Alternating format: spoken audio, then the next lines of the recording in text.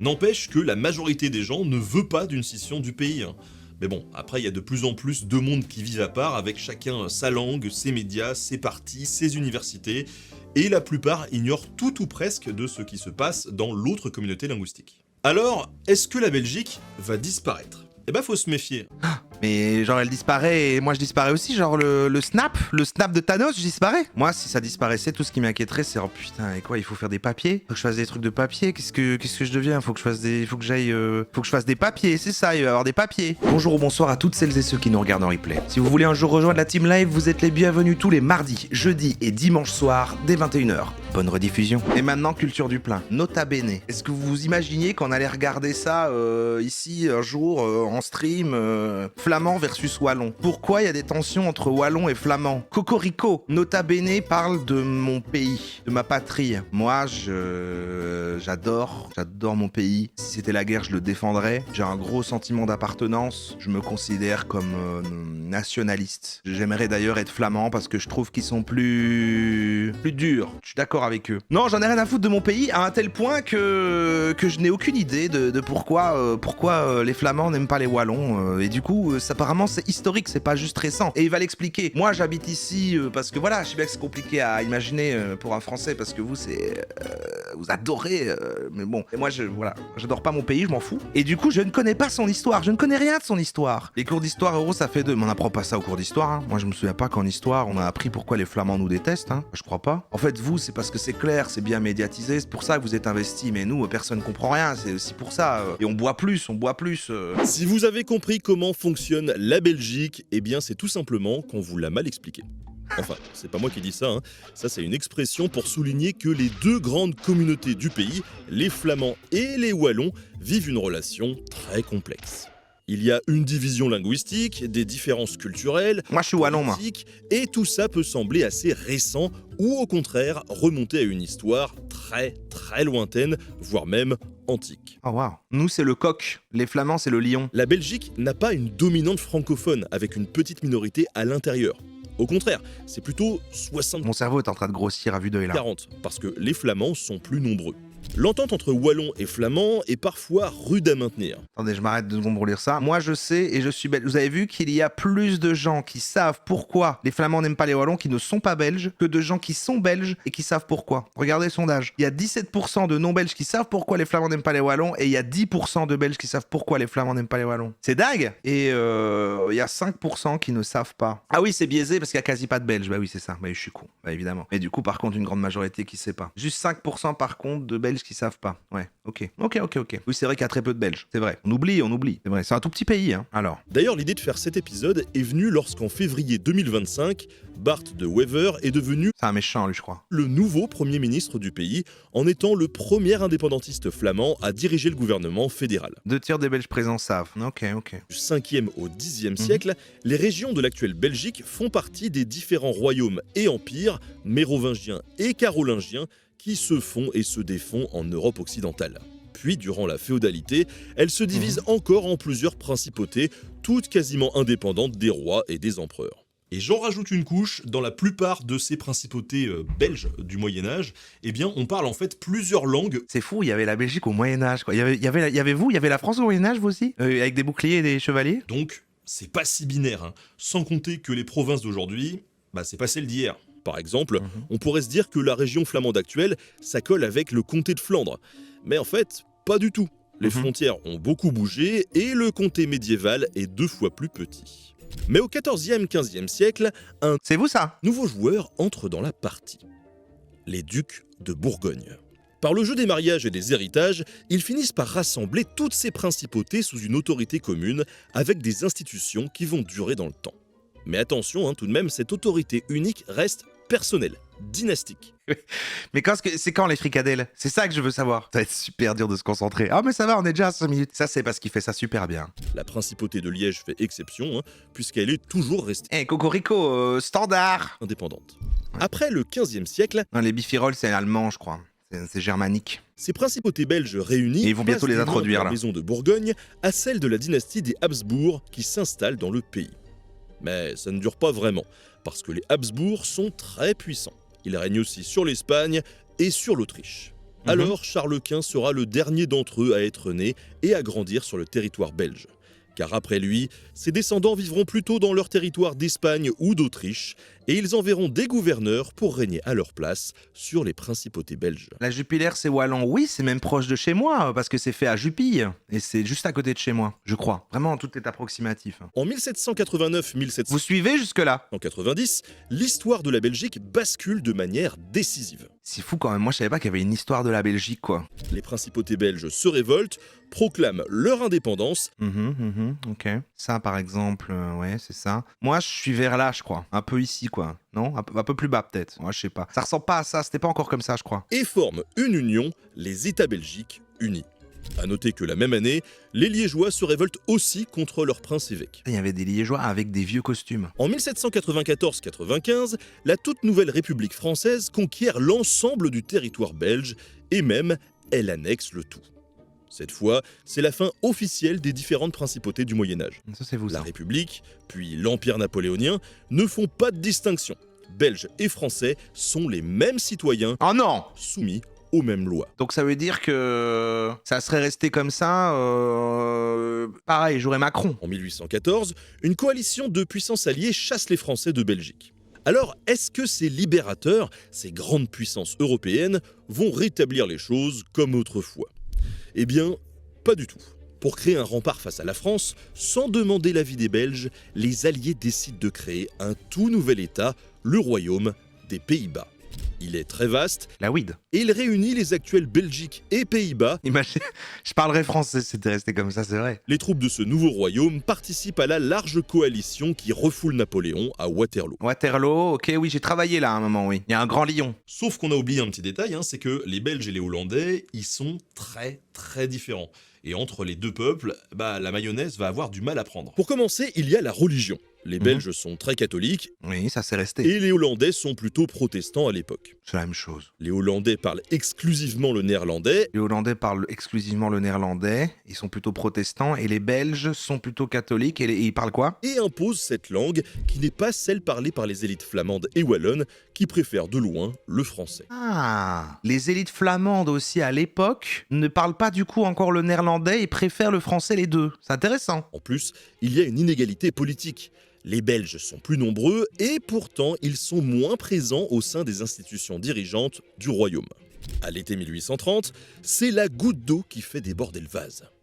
La crise économique et la faim Est-ce que tu connais le chant des Wallons? Mais non. touchent l'Europe. Alors les habitants de Bruxelles se révoltent. Les Hollandais sont chassés de Belgique et l'indépendance de la Belgique est proclamée le 4 octobre 1830. Ok.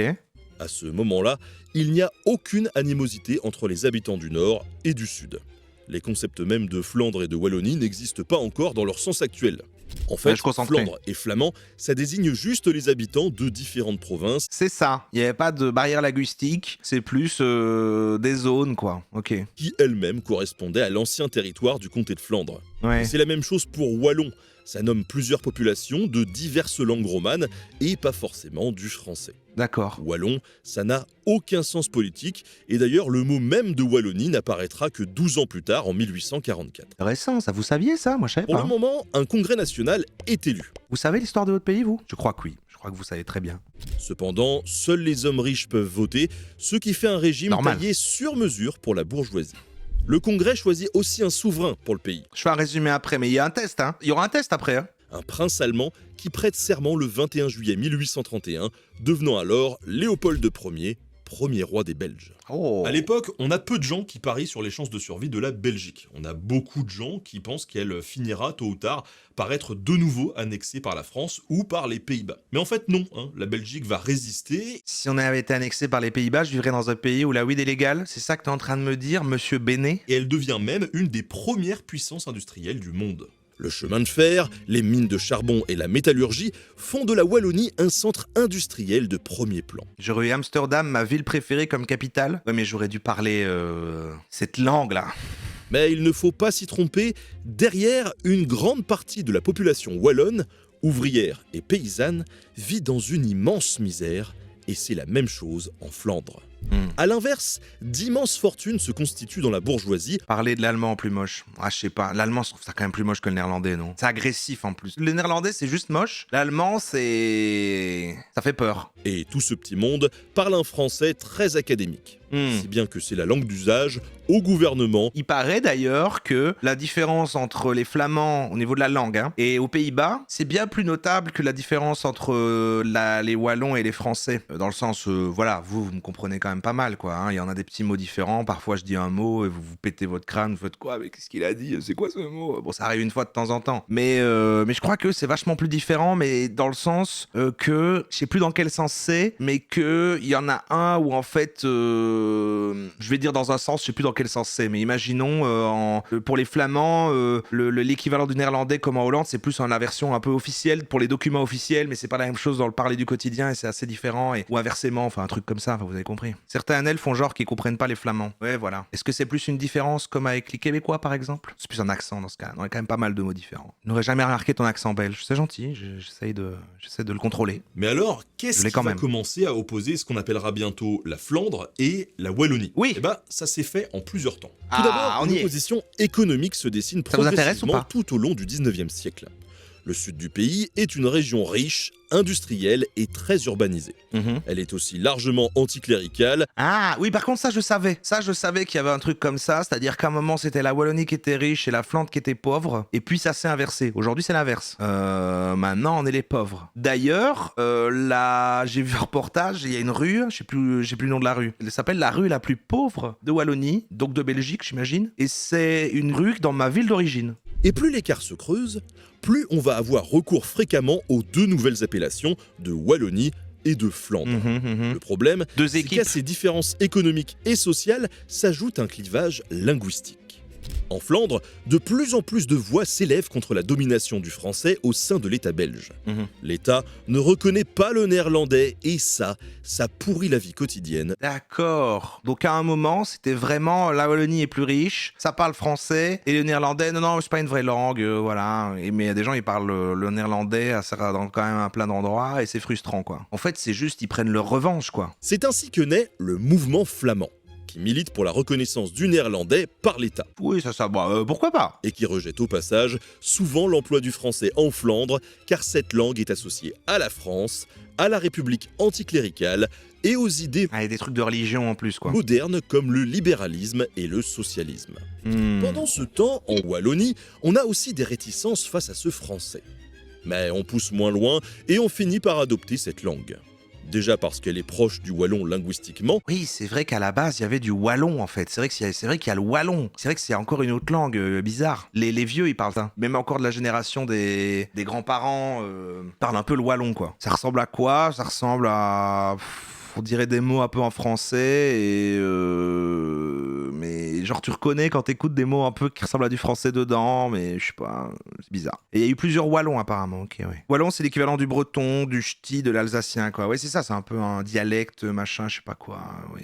Dans le Wisconsin, ils parlent wallon. Oui, il paraît qu'il y a une zone, ouais, c'est vrai, j'ai entendu ça, avec des noms une partie belge comme ça. Avec le temps, on a donc deux régions qui commencent à se dessiner, la Flandre, où on se bat pour la reconnaissance du néerlandais, et la Wallonie, où le français règne. Et du coup, langue plus politique, plus économie, ça commence à faire des identités de plus en plus distinctes. C'est ça. Ce qui n'empêche pas certains changements de se poursuivre. Par exemple, à Bruxelles, où on parlait initialement un dialecte néerlandais... C'est dingue! Imaginez que Bruxelles, ça ressemblait à ça, dans le passé, avec des charrettes et des gens qui avaient des chapeaux haute forme. C'est fou, hein, ça. Mais qui devient rapidement une ville majoritairement francophone à cause de son statut de capitale d'un pays. Faut gueuler les Bretons se tapent de votre dialecte. Oui, du beurre, là, c'est bon. Il y a un truc avec du beurre, non, c'est pas ça. Dans l'autre sens, durant les années 1870, le néerlandais entre en usage dans la justice et l'administration en Flandre.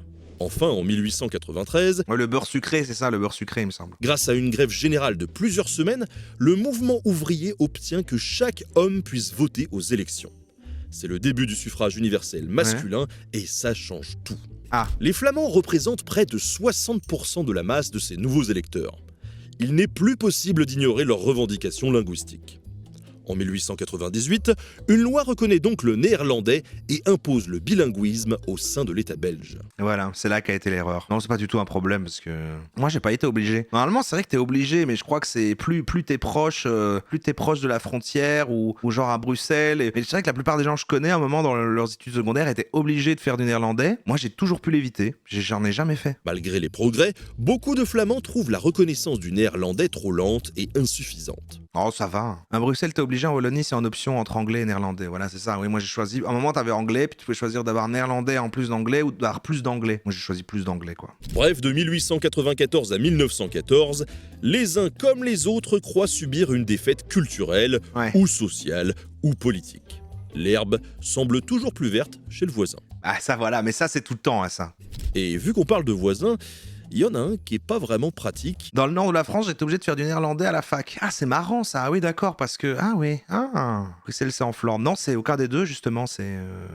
Genre, il y a la Flandre, il y a Wallonie et il y a Bruxelles, quoi. C'est cool, Bruxelles. Moi, je déteste, mais. Des gens qui aiment bien. L'Empire allemand envahit la Belgique en 1914. Très vite, l'armée belge est contrainte de se replier derrière le fleuve de l'Isère. Du coup, 95% du territoire belge est occupé. Essayant de Toutes diviser pour régner, les Allemands tentent donc de favoriser le néerlandais et les Flamands. Putain, c'est vrai qu'il y a des Allemands. Mais oui, les Allemands. Sous blanc, donc. Et je vois qu'ils détestent Bruxelles. Mais moi, c'est juste les capitales, quoi. C'est trop grand, quoi. Je déteste autant Bruxelles que Paris, par exemple. Je veux dire, c'est. Ah, non, il y a Amsterdam, c'est vraiment l'exception. Mais sinon, j'aime pas les grandes villes, quoi. Mais n'empêche, après la Première Guerre mondiale, beaucoup de francophones prétextent de la collaboration de quelques-uns pour rejeter plusieurs exigences du mouvement flamand. Ah En bon. réaction, une partie du mouvement flamand se radicalise dans les années 1920 et 1930. Cadon. Pour la première fois, on voit apparaître carrément des partis flamands qui militent pour l'indépendance de la Flandre. Eh bah, dis donc. Alors que jusqu'à présent, ça n'était pas du tout le cas. On cherche donc à calmer le jeu, avec un nouveau compromis. À partir de 1932, on trace une frontière linguistique. Ils sont là, les Allemands. On les oublie tout le temps, c'est vrai, regardez, c'est juste là. Et par contre, c'est pas loin de. Parce que c'est ça. Moi, je crois que je suis vers là, comme ça. Et je venais de vers là. Et c'est vrai que du coup, de pas loin de chez moi, il y avait des villes où ça parle allemand. Les Flamands sont nazis, un peu. un peu. En mai 1940, l'Allemagne envahit la Belgique pour la deuxième fois. Ils vont tenter le même coup, diviser pour mieux régner. Sauf qu'ils arrivent dans un contexte. Regardez les enfants qui font des saluts nazis, vous voyez. On dit les enfants, ils sont purs, hein. Bon, c'est des crypto-bros fans de Musk, ça doit être ça. À l'été 1940, tous les prisonniers belges parlant le néerlandais sont automatiquement libérés. Tiens donc. Il y a ton grand-père, oh. Bah non, à ce moment-là. Ah oui, peut-être du côté de mon père, alors. A l'inverse, tous les soldats francophones restent dans les prisons allemandes jusqu'à la fin de la guerre. C'est des années et des années de solitude, de souffrance pour les familles, qui voient que leurs voisins sont privilégiés. En plus, avec la radicalisation du mouvement flamand, Ah oui, c'est vraiment dans le restore à ce point-là, quoi. Les Flamands vraiment étaient beaucoup plus proches des nazis. C'est ça qui explique aujourd'hui. de leur côté, beaucoup de francophones sont amers envers la Flandre, qui a davantage pactisé avec l'occupant. A l'inverse, beaucoup de néerlandophones estiment que la répression de la collaboration est trop sévère. Et en plus, différents événements ponctuels vont venir aggraver la discorde entre wallons et flamands. Le premier, c'est ce qu'on appelle la question royale. En effet, pendant la guerre, le roi Léopold III a capitulé sans l'accord de son gouvernement et a refusé de rejoindre le gouvernement en exil. Et ça, c'est bien. Tout ça pour rester en Belgique où il s'est remarié, ce qui choque la population qui souffre. Gros baiser. Peu avant la libération, Léopold III est finalement déporté dans un château en Autriche. Ça répond pas à la question pourquoi les Belges disent toujours une fois. Parce que il disait, on a collaboré une fois. Mais après la guerre, on apprendra qu'il a fait des déclarations en faveur d'un pouvoir royal fort et qu'il a rencontré Hitler en 1941 Il était dans les dossiers Hitler. pour essayer d'obtenir des garanties sur l'indépendance de la Belgique. N'empêche qu'à la libération en 1944, une question se pose. Est-ce que Léopold III est un héros qui a tenté de protéger les Belges ou est-ce pratiquement un traître qui a collaboré avec les Allemands? Un traître, comme vous y allez. En 1950, on tente de trancher la question en organisant un référendum pour savoir si le roi doit revenir sur le trône. On dira ce qu'on veut d'Hitler, mais il est pas dans les dossiers Epstein. Effectivement, tu vois, voilà. Sondage, est-ce que vous auriez collaboré ou pas? Sondage, c'est ça que vous voulez faire? Mais en y regardant de plus près, on observe que les Flamands sont davantage pour. Oh waouh. Donc c'est si vieux quand même en fait, ça date de la Deuxième Guerre mondiale et même avant, du coup le fait que la Flandre veut se séparer complètement du bazar en fait. C'est pas... Moi j'ai toujours entendu ça, depuis que je suis né, mais je savais pas quand ça avait démarré. Et les Wallons et Bruxellois contre. Ces derniers ont l'impression, comme jamais auparavant, que la majorité flamande va leur imposer un roi dont ils ne veulent pas. Jamais le pays n'a semblé autant C'est pas mon roi ça. sur le point Je voulais Hitler. d'exploser. Finalement, pour calmer le jeu, Léopold III va accepter d'abdiquer en faveur de son fils Baudouin, mais l'affaire va quand même laisser des traces et mécontente tout le monde. Et cette querelle, elle va s'aggraver à l'hiver 60-61. À cette époque, toute la conception datée du 19e siècle et de la révolution industrielle est en train de basculer.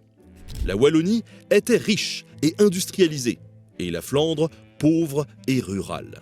Et c'est Sauf ça. que l'industrie minière et métallurgique en Wallonie est en plein déclin. C'est ça. On s'inquiète pour l'avenir économique. A l'inverse, les investissements réalisés après la guerre en Flandre en feront bientôt une des régions les plus riches d'Europe. Or, C'est la dingue. crise frappe et un gouvernement de droite impose d'importantes mesures d'austérité. En réaction, une grève générale éclate, partout dans le pays. Mais le travail reprend rapidement en Flandre, tandis que le mouvement est beaucoup plus suivi en Wallonie.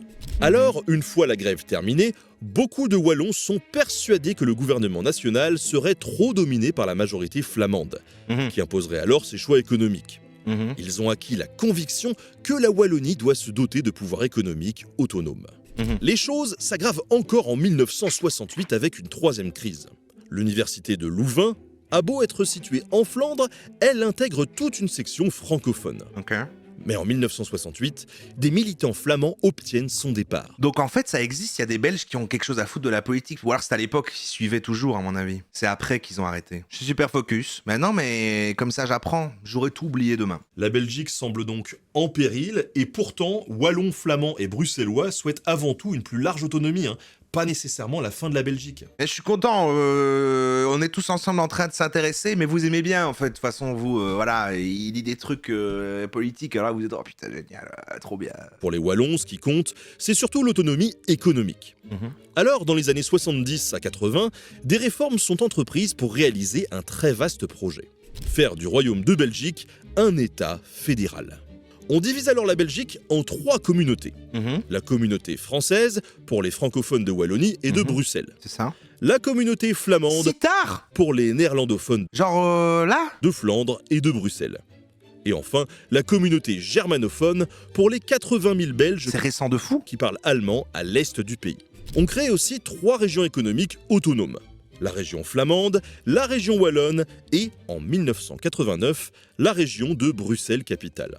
Aujourd'hui en Belgique, il y a donc un gouvernement fédéral pour toute la Belgique, mais aussi des gouvernements régionaux. Ça, j'avais découvert justement quand Kalipa était venu expliquer qu'il disait en fait il y a un gouvernement dans chaque truc, pour tout, mais aussi séparément. C'est pour ça que c'est incompréhensible. Et tous ces compromis et ces réformes ont empêché la Belgique d'exploser. T'as ce petit café là, voilà. Faites attention si vous passez en Flandre, parce que si vous vous baladez en Flandre, vu que vous êtes français, si vous parlez français, vous rentrez comme ça là dans un petit café qui paye pas de mine quelque part en Flandre là comme ça, et vous parlez français fort, vous vous prendre pour des Wallons et ou même des Français, j'imagine que ça marche aussi. Vous allez avoir des problèmes. Il reste encore quelques problèmes. En Flandre, le courant indépendantiste gagne du terrain, car beaucoup estiment injuste de devoir payer davantage pour une Wallonie plus pauvre. Déjà vécu, on a dû partir du café. Mais ça ne m'étonne pas. Enfin, au milieu, Bruxelles-Capitale est très cosmopolite et officiellement bilingue. Quel genre de problème? Je sais pas. Je vais pas dire que c'est du racisme parce que ça serait dire qu'il y a du racisme anti-blanc, mais je veux dire, je vais être regardé de travers, prendre des réflexions. Mais en réalité, dans cette capitale de l'Europe, près de 90% des habitants s'expriment d'abord en français. De la xénophobie, merci. Je vous ai déjà raconté plein d'anecdotes avec ça. En Belgique, les gros festivals de musique, ils sont en Flandre. Pas beaucoup, c'est souvent des festivals flamands. Et quand j'étais jeune, on allait à des festivals et tout ça, machin. Et si on entendait les tentes autour qu'on parlait français et tout, on nous avait mis des ordures dans nos tentes et tout ça, machin. Moi, j'ai fait beaucoup de stages. Les grosses agences de pub, elles sont flamandes aussi. Voilà, on était francophones à faire des stages parfois dans des agences flamandes. Tu voyais que les gens nous parlaient pas, qu'on était un petit peu mis un peu à l'écart, tout ça. N'empêche que la majorité des gens ne veut pas d'une scission du pays. Mais bon, après, il y a de plus en plus de mondes qui vivent à part, avec chacun sa langue, ses médias, ses partis, ses universités, et la plupart ignorent tout ou presque de ce qui se passe dans l'autre communauté linguistique. Alors, est-ce que la Belgique va disparaître? Eh ben, faut se méfier. Mais genre elle disparaît et moi je disparais aussi, genre le snap de Thanos, je disparais. Moi si ça disparaissait, tout ce qui m'inquiéterait c'est oh putain et quoi, il faut faire des papiers, faut que je fasse des trucs de papier, qu'est-ce que je deviens, faut que je fasse des papiers, c'est ça, il va y avoir des papiers. Sauf que la Belgique, ça fait quand même 200 ans que ça dure. Ah Alors oui, le pays a bougé, il s'est transformé, il s'est réformé, mais il a jamais changé de nom. Et du coup, je comprends. Donc, c'est un truc économique quand même aussi. Alors, c'est beaucoup plus historique apparemment. Et ça vient déjà d'une tension au début de pas être reconnu. Et donc, ils étaient un peu perdants dans le bazar. Et après, si on doit résumer, c'est ça. Hein. Au début, la langue est pas reconnue. Ils sont un peu délestés. La Vlorénie est plus riche. Et puis, du coup, il y a un truc de revanche. Et puis, ils gagnent en truc. Mais après, ils restent quand même sur cette haine. Mais au lieu d'être parce qu'en mode le challenger et on essaie de rattraper, c'est plus regardez, on est devenus les meilleurs. Et maintenant, vous êtes trop nuls. Et on partage des trucs et machin et voilà, et on arrive à l'anecdote où quand j'étais cet été à un festival, je suis dans la file et tout ça, un gars me parle en flamand, je dis je comprends rien, et puis après du coup on parle, je sais plus si c'est en français ou en anglais, et que je lui dis que je suis wallon, et puis après qu'il me dit ah non ça je sais qu'il me le dit en français avec son accent, qui fait je paye trop pour toi hein, moi machin, et après ce qui est drôle c'est que on arrive au bar et que je remarque que j'ai plus de jetons et il a dû me payer ma bière, ce qui est drôle parce qu'il a vraiment dû payer pour moi comme pour les Flamands, pour les Wallons. Et finalement, eh ben, on en a bien rigolé. Et c'est une belle histoire de camaraderie, quoi, finalement. Mais je crois que, ouais, il y a un peu ce truc-là chez les Flamands, genre, ouais, les Wallons, ils foutent rien. C'est des gros glandeurs. Ils sont pauvres. Et ils veulent se séparer du bazar parce que, du coup, ils doivent payer. Et ils aiment pas payer et que leurs impôts servent à entretenir les Wallons qui sont des gros glandeurs. Et puis, c'est un peu des nazis, quoi. C'est ça, plus ou moins.